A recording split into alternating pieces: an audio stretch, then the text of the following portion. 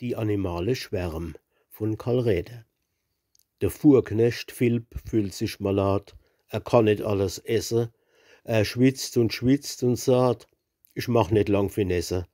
Er schiebt halt zum Herr Doktor naus, verklickert dem sei Quale, mischt so ein Mittel aus'm Haus, er kann kein Arznei bezahlen.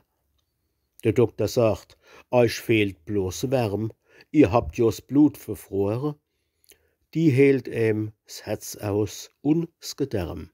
Kann euch nix Besseres rote. Wann ich des hab, ich weiß genau, da tut mich eins nur hehle. Ich wärm mich als an meiner Frau, ich kann's euch nur empfehlen. Ich dank ach schä, sagte Philipp bereit. Mei Aldi wird zwar brumme. Wann hätt dann die Frau Doktorn Zeit? Kennt ich heut Abend kumme?